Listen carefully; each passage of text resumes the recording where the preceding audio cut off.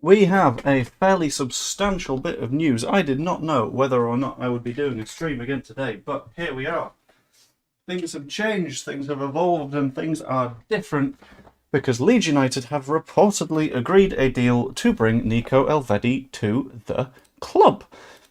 Pretty substantial one as well. Nico Elvedi's been one of those players that we've been chasing and keeping an eye on for a very, very long time now, and to finally get it potentially done is a very, very big sign. So, I'm going to talk you through all the sort of individual little details surrounding all of it, why those specifically matter, and what sort of direction it will put us in going forwards, and then we'll have a better idea of the entire story. Good evening there, Michael Brown, and Richard Griffith. Very, very nice to have you on board. By the way, if you're watching on the video after the fact, I live stream these sometimes, hence the chat. Lovely. So not agreed then by Wilf, if you would give me like 15 seconds to actually say what's happening here, then we'd potentially be on a better footing with one another. But if you want to say bye, then you can say bye. That's completely your choice.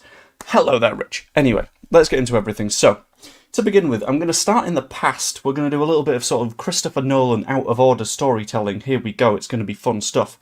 First, we go to yesterday, where Leeds United played against Manchester United, where Sebastian Bornau did something very, very surprising, because Hamburg have been sniffing around Bornau for a little while now, and it's looked like a move is very much, at the very least, on the horizon or about to happen. Now, I was fully expecting us to not see Sebastian Bornau in the match yesterday, and then he played the full 90 minutes, which was mind-boggling to me, because it's like we're trying to move this player on for, like, I've heard £6 to £8 million. I don't know what the number specifically going to land at, but we're trying to move the guy on. Why is this the conversation now? What's going on there? Confused me a hell of a lot. Beyond that, we're also potentially looking at signing Nico Elvedi as sort of cover, a replacement, all that kind of stuff.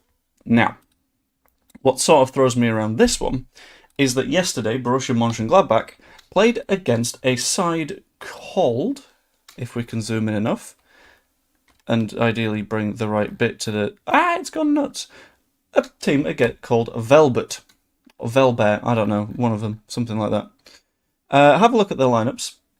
Annoyingly, Gladbach are on the right-hand side, which is hidden by me in the chat, but he didn't start for them. However, he came on at 46 minutes, came on at half-time, got 45 minutes of football, which isn't really what you would expect a side to do if their player is about to be on the move. But there is a good reason that Leeds United are looking specifically at Nico Elvedi for a candidate to come to Leeds United. It's a pretty damn good reason. There's a few of them, actually, a few damn good reasons. One of them being he's a very, very, very good footballer. Swiss international, he's got 73 international caps, 3 goals. The numbers on him, genuinely fantastic. No one's going to complain about that. But the most important part is this bit. Contract expiry. Joined Gladbach forever ago, in 2015. He's probably on his 3rd contract or something like that there. His contract there expires in 12 months' time. This tells a very, very clear story, because if your contract runs out, then you can just leave for free, and that is not necessarily something that Gladbach are going to want to do, because Elvedi has been a very, very promising player for them for a very, very long time, and sure, they might be okay with him leaving for free, but as we can see, he's currently got a bit of market value to him. As we can also see, though, his value has dropped significantly in recent years, but that's mainly because his contract has been running down and down and down and down and down, and his value has therefore collapsed a little bit. Now, we get to the more sort of juicy bits of news and the juicier bits of information. The bits of news and information that Wilf is pretending doesn't exist. Specifically surrounding the fact that a deal is fundamentally agreed in a few different ways. If I can find the tweet that I was looking at. I probably can't now, to be honest with you, but I will double check and try to find it, because there was one that was very, very nice. There we go. Good old reliable Florian Plettenberg, the one that isn't Fabrizio Romano, the one that constantly has arguments with Fabrizio Romano. Very, very interesting, fun stuff. Has stated that Nico Elvedi and Leeds United have reached a full agreement over a contract until 2029. That is a 3-year contract. Will take him until he is 32 years of age, which I would say is a pretty damn good length of contract for Leeds United. means that we protect the value in the immediate term. We're not going to lose him if he has a fantastic season, but also we're not going to like hugely overpay or anything along those lines. Elvedi is very open to a move to the Premier League before deadline day. Leeds preparing an offer, expected to submit it soon. This being club to club rather than club to player. But if it's sort of in a position where personal terms are agreed between Leeds and Elvedi, the chance of just nothing happening from this is ridiculously low.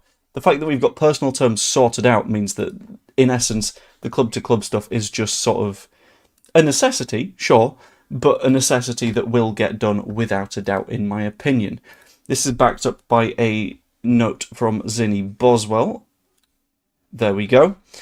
Who follows up to say that Leeds are now pursuing a move for Gladbach centre-back Nico Elvedi before the deadline. He worked with Daniel Farke when he was in charge of the German club, which is also sort of important. Daniel Farke likes having players that he knows he can trust, he knows he can lean on, he knows he can rely on, and that can put in a pretty damn good shift for him.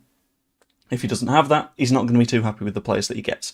But you know what? He does have that in the event that he gets Nico Elvedi. There's also a note that Joe Gelhardt is very probably going back to Hull, but we all kind of knew that one was coming.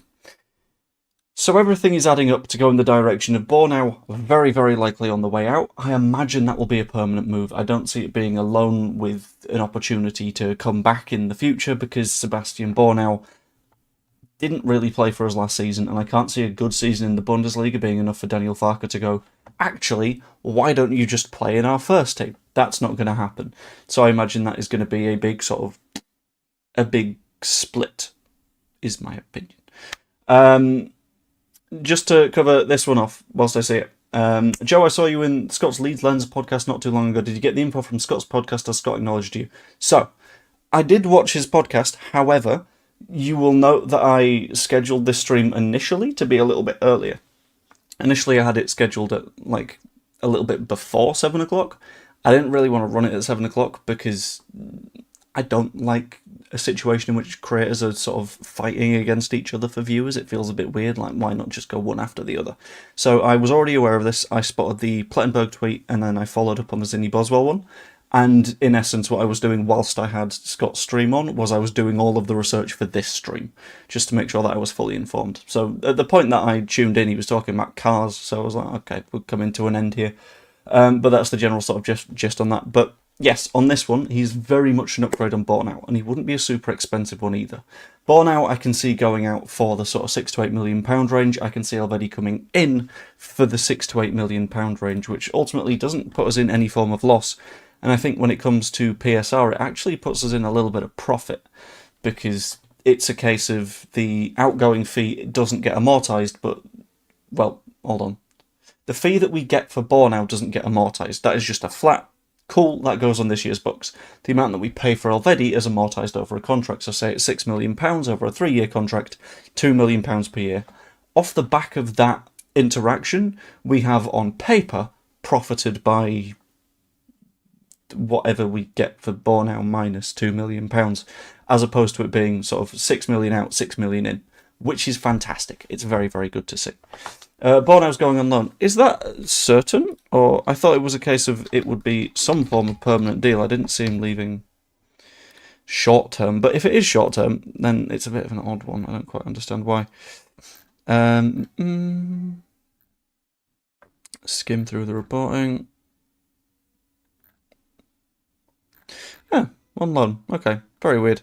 Yeah, I don't hugely mind it. I would prefer it to be permanent because it's good to have the money in, but then again, Elvedi isn't going to cost too much, and importantly, because he plays such a big role to Gladbach, it's not going to be a case of they're going to want to stop him leaving either, which you see a hell of a lot of the time in various different football clubs in various different sort of countries.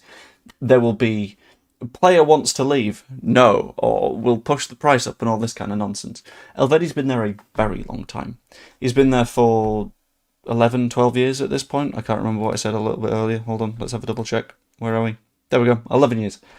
Which means that the club kind of owe him. It'd be like if we stopped Liam Cooper from leaving when he was coming to the end of his time at Leeds United. You just don't really do that. You allow a player their future, which I think we will absolutely do.